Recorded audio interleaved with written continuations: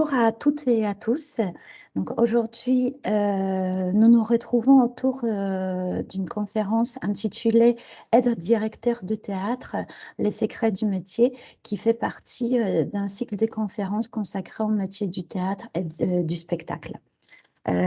Donc pour cette conférence, j'ai plaisir d'accueillir Monsieur Jérôme Costeplane, qui est directeur de théâtre de Chartres, scène conventionnelle d'intérêt national, art et création.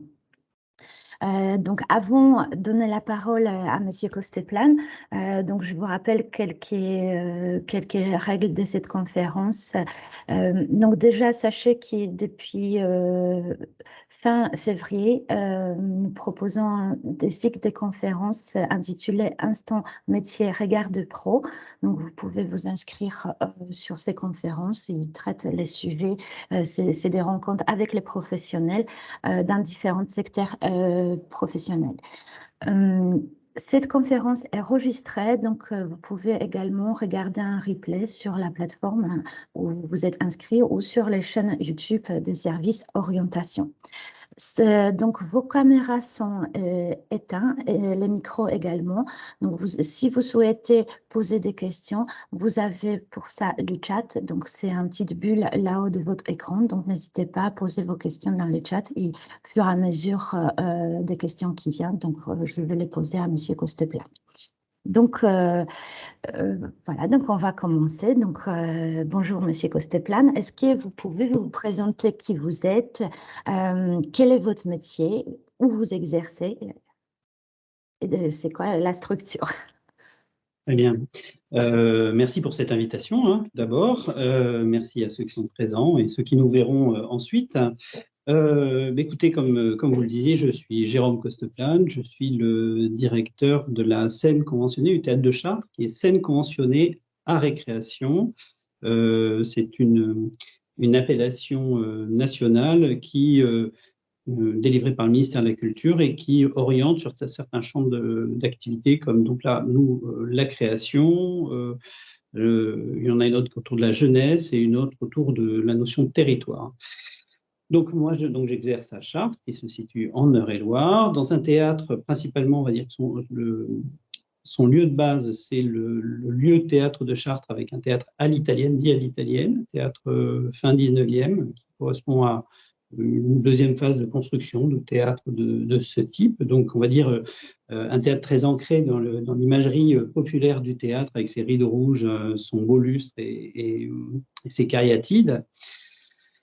Mais on ne s'appuie pas seulement sur le théâtre de Chartres, on s'appuie sur toute une série d'équipements, puisque vous avez aussi une deuxième salle au sein de cette grande salle italienne, une salle en périphérie qui s'appelle la salle Doucino, qui est une salle plus moderne, qui date des années 80-90 et qui est un ancien parking souterrain transformé en salle de spectacle. Et puis très prochainement, on travaillera sur un nouveau lieu qu'on va ouvrir à la rentrée, que je devrais réceptionner là dans les quelques jours, qui s'appellera le Off et qui sera un lieu avec 3 salles et qui permettront le développement de compagnies locales.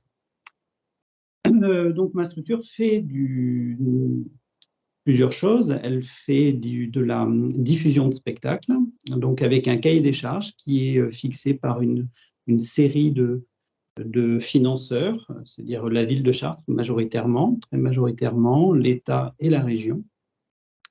Dans ces cahiers des charges, on trouve la diversité des formes, des esthétiques. Donc, vous aurez aussi bien du théâtre que de la danse, de la musique, et aussi dans la diversité des genres, donc des écritures contemporaines, comme, on va dire, du répertoire, enfin, ce qu'on habituellement on qualifie de répertoire. Nous avons d'autres activités qui sont des activités de pratiques amateurs, puisque nous avons des cours de théâtre, peut-être avec des comédiens professionnels. Donc nous accueillons des élèves tout au long de l'année. Et nous avons aussi des activités qu'on appelle d'éducation artistique et culturelle, qui sont portées par Mathilde Breteau, qu'il ne faut pas hésiter à solliciter, qui travaille en relation avec différents publics scolaires, empêchés, et tout public d'ailleurs. Et nous avons aussi des activités de soutien à la création, qui sont des activités assez importantes, puisque nous faisons de l'accueil en résidence, de la coproduction, du préachat, donc de l'accompagnement dans le développement de compagnies et de projets artistiques. Voilà, je pense que j'ai fait à peu près le tour Très bien. sur, en tout cas, voilà, nos activités. Après, peut-être on peut dire aussi aux participants que s'ils souhaitent aussi voir répertoire ou également les activités, ils peuvent aller sur le site du théâtre. Euh, donc, en cliquant dans le moteur de recherche, Théâtre de Chartres, ils peuvent trouver voilà, toutes les activités qui sont proposées au théâtre. Donc, Parfait. donc maintenant, on va se concentrer sur votre fonction de directeur. Donc, est-ce que vous pouvez nous parler de votre parcours? En quelques mots, comment vous êtes arrivé à exercer ce métier? Quelle est votre formation? Quelle expérience professionnelle vous ont amené à exercer cette fonction? Et est-ce que peut-être vous avez fait des rencontres déterminantes qui ont fait que vous êtes sur ce poste et pas d'autres? Merci Monica, enfin, vous avez tout résumé. C'est un peu la somme de tout ça. Alors c'est vrai que pour les gens qui proposent des filières et je vais être un exemple un peu particulier, mais c'est souvent, on entend souvent quand on fait des recrutements, j'ai un parcours atypique ou ainsi de suite. Et donc moi je pourrais dire ça, mais en fait je me rends compte que la formation m'a permis aussi de guider jusqu'à arriver à travailler dans le spectacle vivant. Alors, moi, je suis initialement d'une formation scientifique, puisque j'ai passé à mon époque ancienne une maîtrise de biochimie structurale de la faculté de médecine de Bordeaux. J'avais commencé un DESS de biochimie structurale à l'époque. Et pour financer mes études, je travaillais à l'Opéra de Bordeaux, qui est le premier théâtre à l'italienne en France, un lieu splendide. Et donc, j'ai commencé à placer les gens, accueillir, faire de la billetterie, et ainsi de suite. J'ai commencé par des métiers de relations publiques, mais au départ pour financer mes études. Et puis, j'ai eu une rencontre particulière, puisque je fais partie d'une génération qui a dû aller faire son service militaire, la dernière. Et donc, quand je suis allé faire mon service militaire, moi qui n'étais pas même baptisé, c'est très personnel ce que je vous dis, mais je me suis retrouvé, comme mon diplôme était délivré par la faculté de médecine, obligatoirement rattaché au service de santé. Et on va dire, pour être aimable avec moi, que je n'étais pas le meilleur des biochimistes. Il y avait des gens meilleurs que moi où il y avait peu de place. Donc, on m'a proposé, puisque depuis la Révolution française, il y a une séparation entre l'Église et l'État, de travailler pour l'évêque aux armées, et donc qui était assez loin de mon univers. Et donc ça a été une rencontre très très importante et qui a forgé ma façon de travailler. Puisqu'en fait, je suis arrivé pour faire ce service militaire, faire de la communication, quelque chose que je ne connaissais absolument pas. Donc j'ai découvert un métier, j'ai découvert les médias. C'était un service qui était très très actif sur cette partie-là. Ça a été une magnifique rencontre avec cet évêque, Monseigneur Dubost à l'époque. Et donc, quand je suis revenu après le service militaire, eh bien, les souches bactériennes et les feuillets de protéines avaient beaucoup moins d'intérêt pour moi. Et la communication et la culture, qui avait été toujours été, enfin, parce que je suis passé là-dessus, mais si j'ai commencé à travailler à l'opéra, c'est parce que j'étais passionné par l'opéra et par la culture en général. D'un seul coup, ça prenait beaucoup plus d'importance pour moi. Et est arrivée une opportunité où l'Opéra m'a proposé de travailler pour eux sur justement de la communication, des relations publiques, et en fait m'ont proposé de valider des acquis professionnels, mes années de travail avec eux pendant mes études précédentes, et plus ma formation universitaire, en fait m'ont proposé de faire un DESS des métiers de la culture qui était à Sorbonne Nouvelle. Donc j'ai suivi. Et en même temps que ce diplôme, puisqu'il fallait faire son mémoire, je suis rentré au ministère de la Culture. C'était le lancement et à l'époque, la direction, c'était la DDAT, l'aménagement du territoire. C'était le début des arts numériques, et ainsi de suite. Donc moi, j'ai travaillé sur cette partie-là, les arts numériques. Et ensuite, donc, tout s'est enchaîné très rapidement. Le mix entre ma passion pour la culture, les champs artistiques que je ne connaissais pas, que j'avais envie d'explorer, ma formation scientifique m'ont amené à travailler pour d'autres structures, dont à un moment une structure qui s'appelait l'Avant-Scène à Cognac, et qui a été mon premier, on va dire, gros poste solide, qui était un poste de communication et de relations publiques, de chargé de communication et de relations publiques.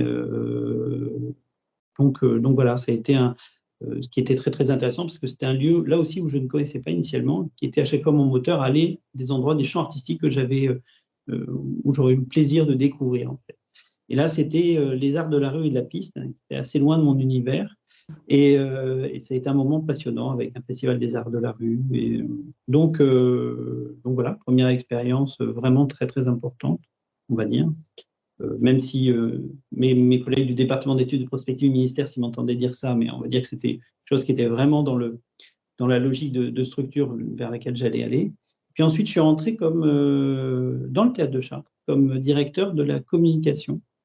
Et donc là, ça a été une expérience aussi très enrichissante, puisque le projet qui était initialement porté était un projet autour de la danse, qui était un très beau projet, et qui malheureusement n'a pas pris sur ce territoire. Donc pendant 6 ans, j'ai été directeur de la communication. Et ensuite, le projet n'ayant pas marché, il m'a pris la folie de proposer un nouveau projet pour le théâtre de Chartres, et en fait, qui a été retenu. Je suis donc devenu le directeur du théâtre de Chartres. Voilà, si je résumais à gros traits, si je supprimais quelques petites expériences, on va dire ça comme ça. D'accord. Qui sont très, très intéressantes, et on peut voir que voilà, même si à la base on fait les études complètement dans d'autres domaines, voilà, on peut aussi, fur et à mesure, à différentes rencontres, Voilà, mais de l'importance de la formation quand même, parce que même si les rencontres sont importantes, même si elles oui, aident, effectivement, elles permettent des rencontres, elles orientent. Il n'empêche qu'à un certain moment, il a bien fallu passer par cette validation professionnelle, et qui ne m'aurait jamais permis, la meilleure volonté du monde ne m'aurait pas permis de m'ouvrir certaines portes, celle du ministère par exemple, où il fallait bien passer par ces formations, et elles ont été très très intéressantes pour moi, parce qu'elles m'ont permis aussi d'organiser mes compétences, ma pensée et ma compréhension du secteur surtout. d'accord. Donc, on a déjà quelques questions dans le chat, donc je vais les répondre. Donc, Augustin, il nous demande combien de personnes travaillent dans votre théâtre? Alors, bonjour Augustin. Alors, c'est un peu particulier, parce qu'en ce moment, le théâtre est en train d'évoluer. On change de structure juridique, et on va prendre de l'ampleur. Actuellement, on considère qu'on a 14 personnes dans le bâtiment. Et ça, ce sont les permanents. Nous, on fait beaucoup appel dans notre métier à ce qu'on appelle des intermittents. Alors, des intermittents sur la partie technique, puisque en fonction des spectacles, vous avez besoin de plus ou moins de monde. Et nous on appelle aussi à des intermittents sur les fonctions d'accueil des soirs de spectacle, sur le personnel d'accueil. Donc, un soir de spectacle où on joue de façon très, très importante, on peut avoir 20-30 personnes qui travaillent au théâtre de Chartres. D'accord. Et après, on a une équipe qui est permanente. Voilà, les équipes permanentes, ou alors là, vous avez les différents métiers. Alors après, je peux peut-être les détailler. Vous avez en fait tous les métiers qu'on va trouver dans une entreprise classique, plus les métiers spécifiques à notre secteur. Donc, vous aurez de la comptabilité, vous aurez de l'administration, vous aurez des responsables techniques, vous aurez de l'administration donc, et des finances. Et puis, les métiers plus spécifiques, la communication, vous le trouvez aussi dans d'autres entreprises, mais comme l'éducation artistique et culturelle, donc voilà, qui sont là plus vraiment dans nos métiers. Oui, donc peut-être je peux glisser juste un petit mot. Donc, aujourd'hui à 14h, vous avez aussi une conférence qui est consacrée à un métier caché du théâtre, donc pour savoir davantage sur ces métiers dits administratifs qui sont présents dans les théâtres et auxquels on ne pense pas forcément quand on évoque le mot théâtre. Voilà, donc si vous souhaitez, vous pouvez vous inscrire. Très bien. Donc, on va passer aussi à votre métier pour savoir un peu plus concrètement qu'est-ce que vous faites en tant que directeur. Donc, est-ce que vous pouvez dire en quelques mots en quoi consiste votre métier?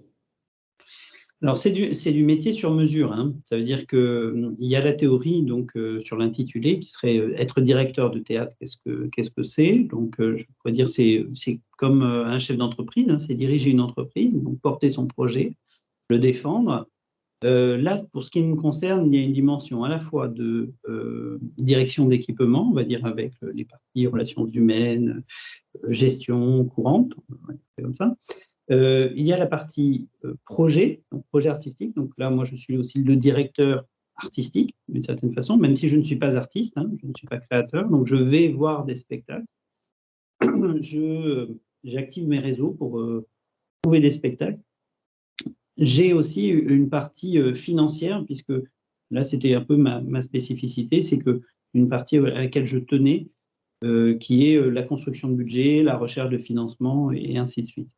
Donc, on va dire que si bon, la partie financière est une partie assez habituelle, hein, comme vous, je pense que si vous avez d'autres conférences sur le métier de gestion, vous aurez les mêmes aspects, hein, parce que il y a des financeurs, il y a des recettes propres, de billetterie, et ainsi de suite. Et voilà, ça s'articule avec la partie, on va dire, la plus poétique, peut-être la plus intéressante, qui est celle du projet artistique, et qui est la recherche de spectacles. Donc, donc moi, comme je vous disais, je cherche des spectacles qui doivent correspondre, comme je l'avais dit en introduction, à une somme de cahiers des charges qui sont fixés par les différents financeurs. Être directeur de théâtre, c'est pas faire une playlist sur Spotify, hein, c'est pas mettre les chansons que j'aime ou les artistes que j'aime et espérer que les gens viennent.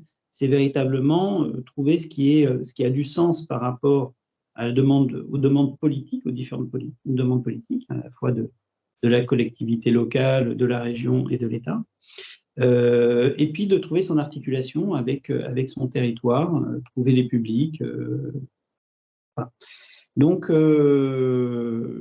il y a un travail de recherche classique qui est aller sur le terrain, participer à des festivals, c'est donc voir des spectacles qui sont adaptés à vos différents lieux. C'est faire un travail de veille qui est un travail de veille à la fois littéraire, de réseau, donc s'inscrire dans des différents réseaux. Donc, par exemple, nous faisons partie sur la région centre d'une fédération qui s'appelle Scène au Centre, qui est un lieu de coopération entre différents lieux. Il y a 60, on est 65 lieux maintenant, et j'en suis le président d'ailleurs, avec des lieux très très différents, parce que vous avez des centres chorégraphiques, des centres dramatiques, donc des endroits d'échange, de discussion autour des projets d'artistes. Et puis, il y a aussi un travail toujours de veille, mais de rencontre, cette fois-ci, de rencontrer des artistes qui viennent avec des nouveaux projets, de les accompagner, de les aider à trouver d'autres financeurs, voilà, pour monter leur projet. Donc là, on monte des résidences, on les aide à trouver des financements, et puis après, on les aide à réussir, quoi, à faire cette rencontre entre le public, une œuvre et des artistes. Donc, à travers qu'est-ce que des activités que vous avez dans votre métier, donc on voit que vos journées sont très, très chargées. Ce sont des belles journées. Alors, c'est vrai que c'est des journées qui commencent le matin et ensuite qui finissent la nuit. Voilà. Donc, je relisais un vieux livre justement sur les directeurs de théâtre au XVIIIe et XIXe siècle, et ça a commencé par être directeur de théâtre, ce n'est pas une fonction triviale, c'est un sacerdoce. Et effectivement, c'est un peu ça, parce que ça demande beaucoup d'implication personnelle. Et c'est vrai que la limite, les festivals sont souvent pendant les vacances, donc on va avoir des festivals pendant les vacances, c'est souvent sur du temps voilà, personnel le soir. Bon, c'est comme ça, c'est le jeu, mais c'est passionnant. Oui, donc peut-être c'est aussi le fait qu'on est passionné par son métier, ça aide aussi de se dire que voilà, on prend notre temps personnel pour faire quelque part notre travail. Oui, oui, complètement, complètement. Après, c'est quand même alors la partie recherche de spectacle peut apparaître comme un métier délicieux. Vous allez voir des spectacles, il y a des gens qui paient pour aller voir des spectacles. Donc nous, la plupart du temps, on ne paie pas pour aller voir des spectacles. Donc ça, c'est quand même assez merveilleux. Mais c'est pas toujours merveilleux parce qu'on voit pas toujours des choses très bien. Et puis, je rappelle bien, être directeur de théâtre, c'est pas programmer des spectacles que l'on aime. Hein. C'est tant mieux si on les aime, tant mieux si on les. Mais c'est aussi faire des choix. Et faire des choix en fonction des esthétiques, et parfois des esthétiques qui ne sont pas les vôtres, mais être certain que ce sont des esthétiques qui correspondent à la fois à votre équipement, à votre commande, on va dire, d'une certaine façon, et de la cohérence par rapport à votre projet global et ce que ça peut apporter, parce que les projets de théâtre ne sont pas des projets qui sont déconnectés de leur territoire. Il faut aussi que c'est du sens par rapport à ce territoire, et ce que ça peut apporter, ce que ça peut provoquer comme moment de rencontre. J'en ai pas parlé, mais dans nos activités, on n'a pas que des temps de diffusion classiques où on présente un spectacle sur le plateau, où les gens achètent un billet et viennent voir. On a des temps de lecture gratuite, on a des temps de rencontre avec des artistes, on peut avoir des conférences, on peut avoir une somme de choses. Et là, on voit bien que l'on s'inscrit dans la vie de la cité et que l'on a une importance, particulièrement en ce moment, sur les sujets que l'on aborde, les esthétiques que l'on défend, et ainsi de suite, et en particulier dans une période de la sortie de cette crise Covid, où le public a du mal à revenir dans ces lieux de partage et de rencontre. Très bien. Donc, j'ai encore 2 questions dans les chats. Donc, c'est plus avec votre parcours pour devenir directeur de théâtre. Donc, on a une question. Avez-vous fait du théâtre vous-même? Alors non, je n'ai pas fait de théâtre. D'accord. Non, je n'ai pas fait de théâtre. Je ne me suis pas risqué à cet exercice. D'accord. Et donc là, c'est deuxième question, mais vous avez déjà répondu un petit peu à cette question. Donc, je lis quand même la question. Faut-il faire ou avoir fait du théâtre pour y travailler? Non, non, alors c'est vrai que c'est la question qu'on pourrait se poser, c'est-à-dire qu'on pourrait se dire, mais est-ce qu'il ne faut pas être un artiste pour être directeur ou directrice de théâtre? Et on peut. Alors, maintenant, il y a une logique dans les financements d'État. Dans les financements d'État, vous avez maintenant des règles, et c'est effectivement pour éviter que les lieux soient accaparés par une ligne artistique. Ils ont par exemple exclu du champ du conventionnement des directions portées par des artistes. Parce qu'ils se sont rendus compte qu'au bout d'un moment, quand on est artiste, on a tendance, et ce qui est bien légitime, à vouloir défendre son esthétique, hein. On est artiste, on défend quelque chose aussi, et qu'au bout d'un moment, ça a orienté les programmations. Donc il y a ce choix qui a été fait. J'ai envie de dire que ça serait sûrement un plus, parce que peut-être une façon différente de percevoir, mais je rappelle que le travail d'un directeur, c'est bien de provoquer cette rencontre entre un artiste, un public et une œuvre. Et on peut se situer à plusieurs endroits. On peut être celui qui rédige l'œuvre, et donc il y aurait cette expérience, celui qui rédige l'œuvre. On peut être celui qui a cette expérience de créer, mais on peut aussi avoir cette expérience de celui qui est le public. Et peut-être que moi, je me situe plutôt du côté du public en me disant, voilà, ce qui m'intéresse, ce que j'aimerais voir, ce que ça provoquerait chez moi comme réaction, comme interrogation. Et voilà. Donc, la réponse un peu longue, c'est non. Je pense que c'est, même si très certainement ça apporte quelque chose, c'est vraiment pas obligatoire. D'accord. Donc, on a encore d'autres questions. Donc, pourriez-vous également mentionner à nouveau l'ensemble des salles dont vous vous occupez, s'il vous plaît? Ah, alors, alors le théâtre de Chartres, la grande salle. Le petit théâtre, donc, qui est aussi situé dans le théâtre, qui est une salle qui fait 90 places. La salle d'Oussino, qui est en périphérie, si vous connaissez Chartres, qui est derrière près de la sortie de l'autoroute, dans un ensemble qui s'appelle la Madeleine, et qui est là à 112 places, qui est une salle, un ancien cinéma. Ensuite, nous ouvrons là, je veux dire, je devais normalement recevoir la semaine dernière, donc c'est un peu décalé. Le Off, qui est là, dedans, vous aurez 3 salles, donc les noms sont plutôt faciles, c'est Off 1, Off 2, Off 3. Ce sont 3 salles qui serviront au développement de compagnie. Il y a un 4e espace de jeu dedans. Et à terme, notre nouvelle société va programmer dans un autre lieu qui est en train d'être construit, qui va sortir en 2024, mais qui a un lieu très très important et qui sera aussi une diversité dans notre métier, dans mon métier supplémentaire, qui est c'est une salle qui est modulable de 4000 à 5000 places et dans lequel on fera une dizaine de dates. Mais là, c'est aussi autre chose. Et on sort du théâtre de Chartres qui fait un peu moins de 600. D'accord, très bien, merci. Donc, maintenant, est-ce que, autant que, donc, on va revenir par rapport à votre métier. Donc, est-ce qu'autant que directeur du théâtre, est-ce que vous avez des possibilités d'évolution professionnelle, ou est-ce que c'est vraiment limite d'évolution professionnelle que vous avez atteint? Alors, tout dépend ce qu'on entend évolution professionnelle. L'évolution professionnelle, elle passe pour un directeur de théâtre passe pour un directeur de théâtre a plus de moyens techniques, donc plus de moyens pour acheter des spectacles, ou plus de plateaux, ou des changements de commandes, par exemple. Ça peut être une vraie évolution. Alors, les évolutions, il peut y avoir, vous êtes dans un petit théâtre, vous allez dans un plus grand théâtre, et puis ensuite jusqu'en très grand théâtre, et ainsi de suite. Ça peut être ça. Hein. Après, tout dépend de ce qu'on entend. C'est vrai que ce n'est pas une évolution linéaire. L'avantage pour la situation que je vis, moi, au Théâtre de Chartres, c'est que depuis que je suis directeur, j'ai eu des évolutions qui sont liées aux natures d'équipements. C'est-à-dire qu'on a rajouté des équipements à ma mission, et donc d'un seul coup, bah, ça change. Et donc, ça fait évoluer votre poste. Par exemple, quand initialement je n'avais que le Théâtre de Chartres, on rajoute une salle qui s'appelle, donc, je disais, la salle d'Ossino.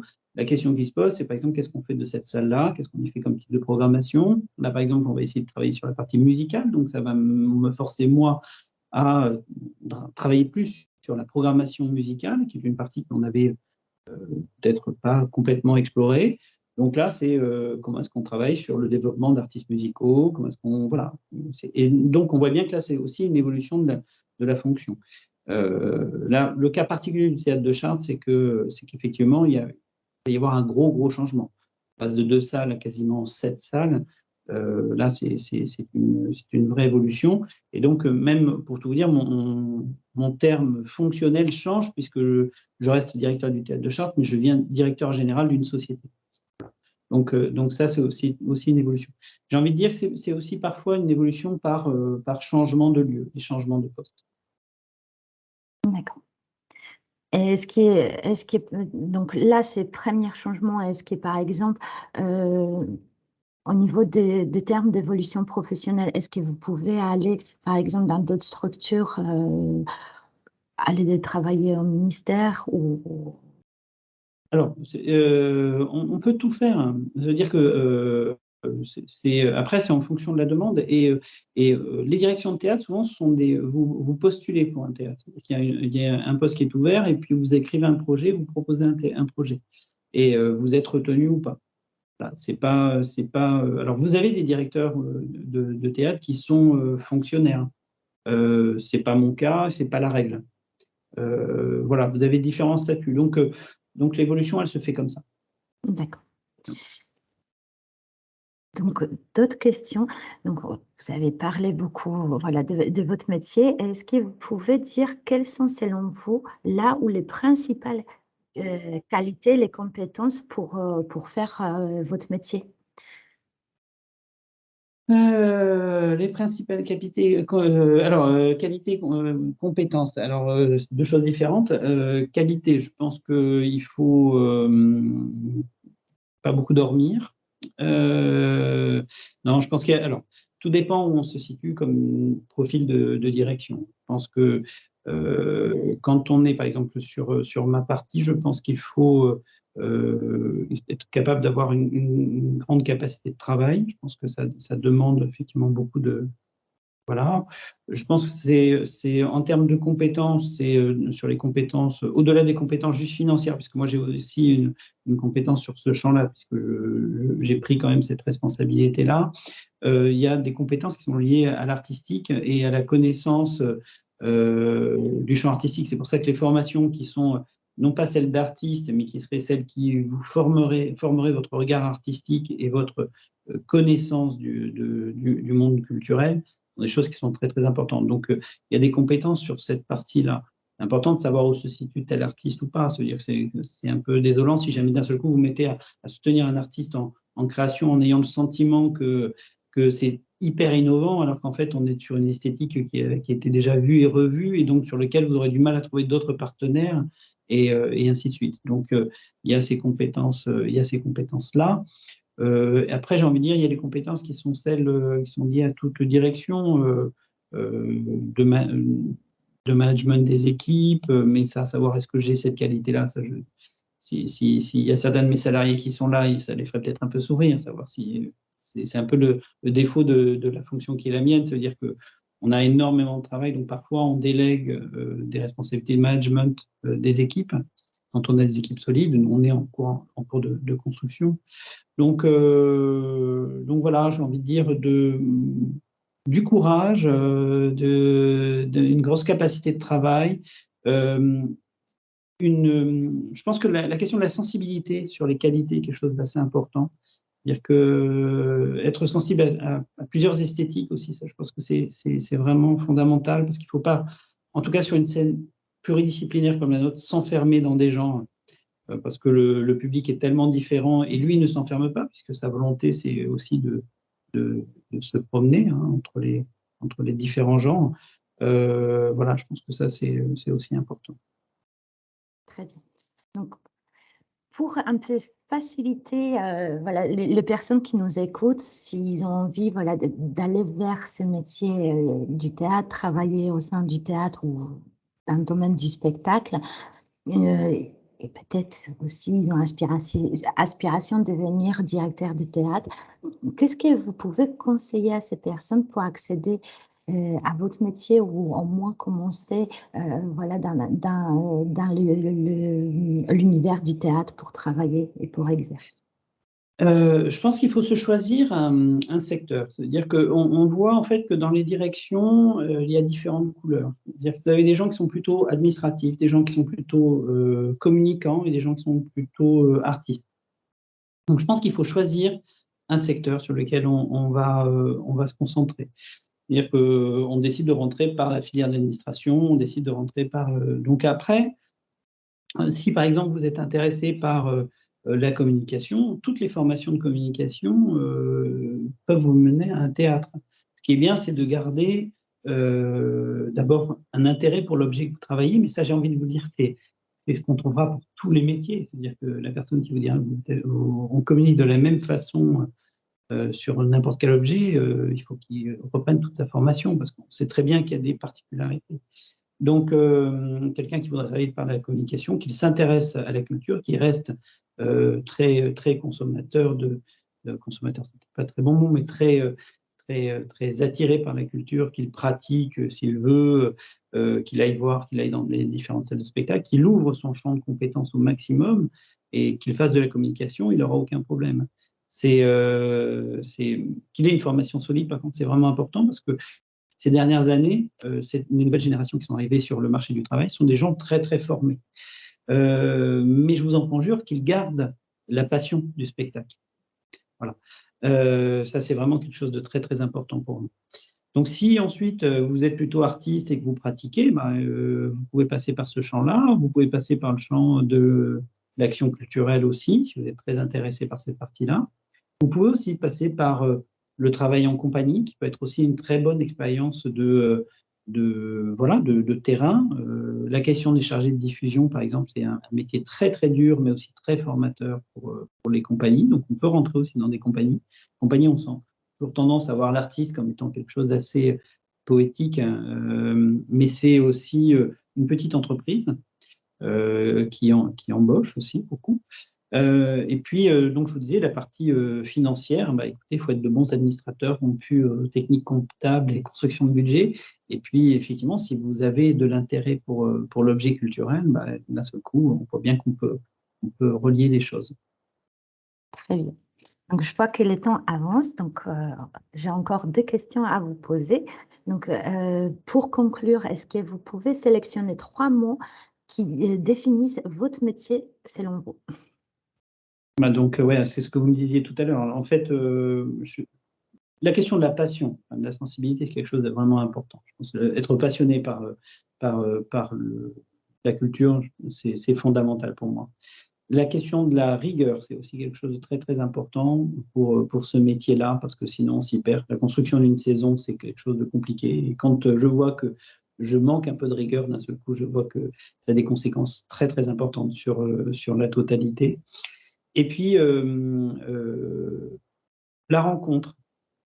Parce que vous avez parlé de la rencontre dans les professions, les rencontres qui étaient importantes, mais c'est surtout, je l'ai moi aussi utilisé de nombreuses fois, c'est nous ne servons qu'à faire cette rencontre. C'est-à-dire que tous les métiers de culture administrative, communicant, action culturelle, nous ne servons qu'à provoquer ce moment incroyable de rencontre entre, je l'ai déjà dit, l'artiste, une œuvre et du public. C'est notre seule raison d'être. Donc voilà, je dirais la rencontre, la passion et la rigueur. Très bien. Et qu'est-ce que vous pouvez dire pour donner aux personnes qui se disent, voilà, j'ai envie de travailler dans ce milieu du spectacle et du théâtre, comment vous pouvez donner envie pour Comment est-ce que aller je peux vers donner ce... envie? C'est ce que vous me disiez, quand vous me disiez, résumé en une phrase, c'est ça? Oui, C'est ça? D'accord. Ben, c'est un peu, qu'est-ce que je pourrais dire? C'est un chant. Alors, moi, ça va pas être en une phrase, je vais avoir du mal. C'est quand même un chant merveilleux. C'est-à-dire que quand les choses se passent, quand vous arrivez à provoquer cette rencontre, quand le public revient en se disant, pour par exemple Mathilde, j'ai une rencontre particulière avec un artiste, ça a provoqué quelque chose d'extraordinaire chez moi, j'ai rencontré une œuvre, j'ai été confronté grâce à vous, c'est quand même un instant incroyable. Il y a une diversité du travail qui est assez extraordinaire, ça veut dire que chaque année, même si vous avez une nature de programmation, vous avez des objets sur lesquels vous travaillez qui sont tous très très différents et qui sont nourris par une sensibilité d'artiste et qui est incroyable. Donc moi je trouve que c'est un métier fabuleux. Enfin voilà, ça fait partie de ces très très beaux métiers. Et puis il y a cette phrase si on paraphrase Jules Renard, hein, qui disait, enfin on tâche de mettre de la vie au théâtre et du théâtre dans la vie. Et c'est ça qu'on fait. C'est pas moi qui l'ai dit, c'est Jules Renard, donc ça a un peu d'importance. Et on voit que c'est ce qui nous porte, nous. très bien. Bah, c'est très, très bel résumé de, voilà, de votre métier et aussi du travail au théâtre. Donc, je vous remercie beaucoup pour votre intervention, que vous avez partagé votre métier et que vous avez présenté votre métier aux participants. Donc, je remercie également aux participants pour les questions et pour avoir écouté Monsieur Costeplan. Voilà. Merci Merci à vous. beaucoup. Merci. À bientôt. À bientôt.